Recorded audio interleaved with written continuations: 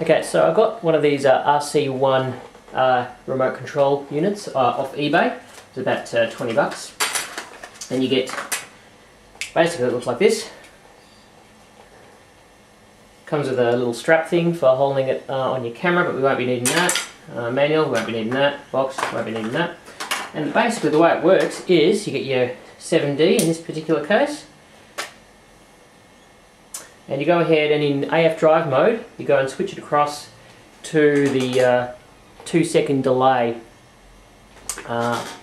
When you've done that, every time, once you switch it on, anytime you press record, so you get that little flash, and it's actually rolling. So once again, buttoning off. So you see I'm actually rolling and stopping rolling just by this remote here. So rolling on and buttoning off.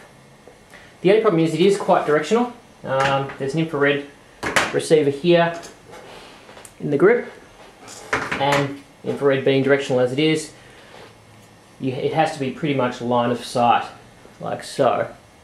You see you get a little flash every time it rolls up, and flash when it stops.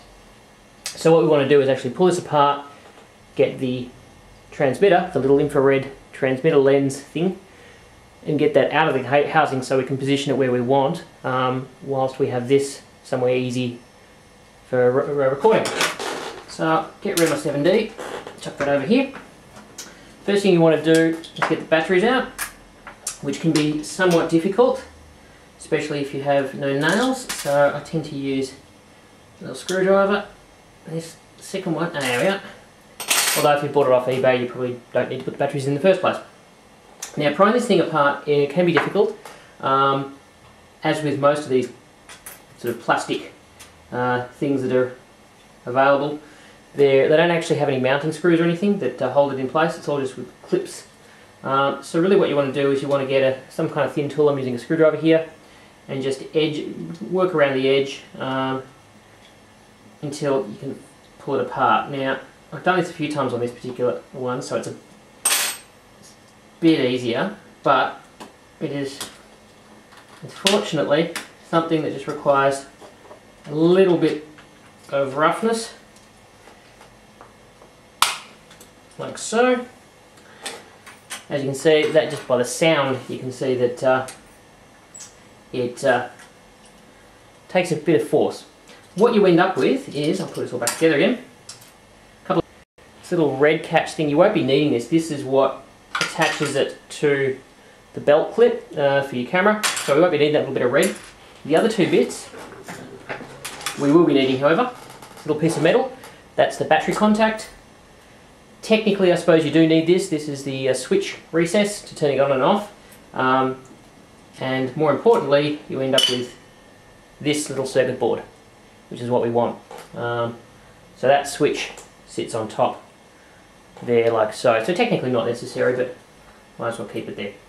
The last thing you get is, and always falls down on the ground, you need to be very careful of, is this little black thing. That's actually the record button that sits in here, like so. So you don't want to lose that one. Every time I do this it falls on the floor. So far every time I've done this I've found it again. So set aside all of that. What we want to look at here is our PCB. Effectively what we want to do is we want to cut or desolder this little bit here off the board, solder on 2 wires and extend it. I am by no means a expert in terms of electronics. One of the things I do know, however, is these things do have polarity, so it's definitely worth remembering which leg goes to where on the circuit board. I'm actually just going to mark it with a little Sharpie, and that way I know that pin 1 goes to the same thing on the PCB. So I'm going to go ahead and remove, or go and get a Sharpie to mark that, and then I'm going to remove that.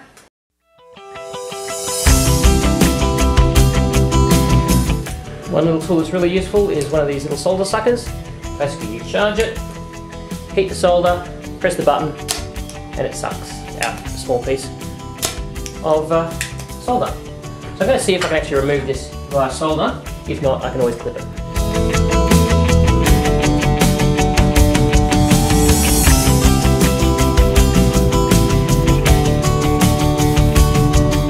There we go, there is our removed, let's see if I can get focus here.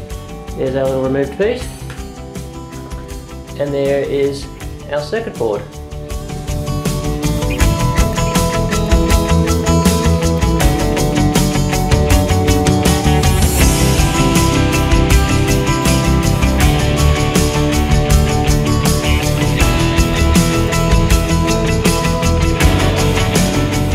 Had absolutely no success with this particular wire. It was part of a remote unit for a cell phone kit, and as such it has about 18 bloody wires in it, and stripping them successfully has not been something that I've been succeeding in.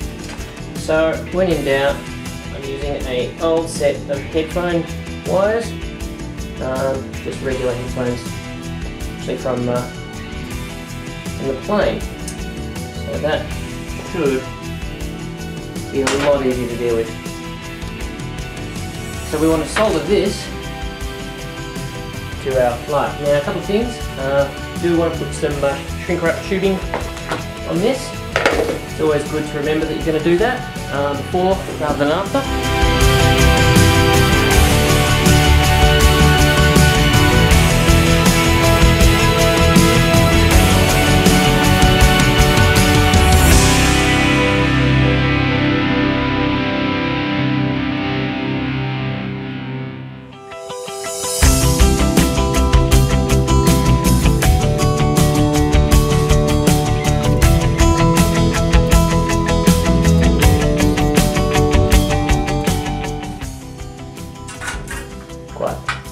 Fairly easy job, this one.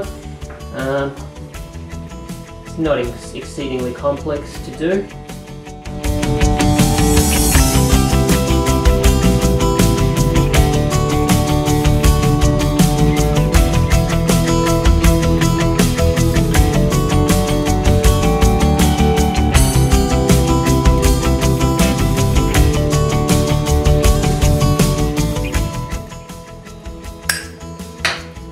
Done.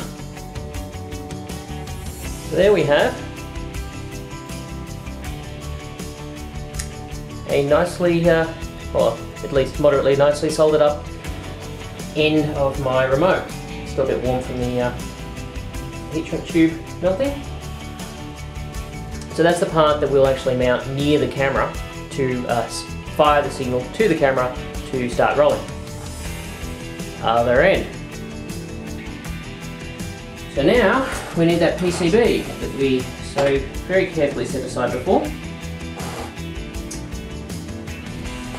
Okay.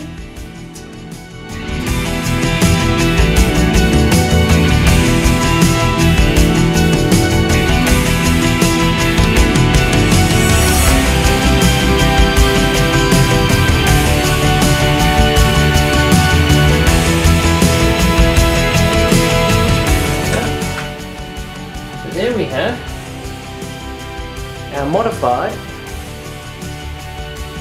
remote. Time to put it back in the case. All things being equal, it should work.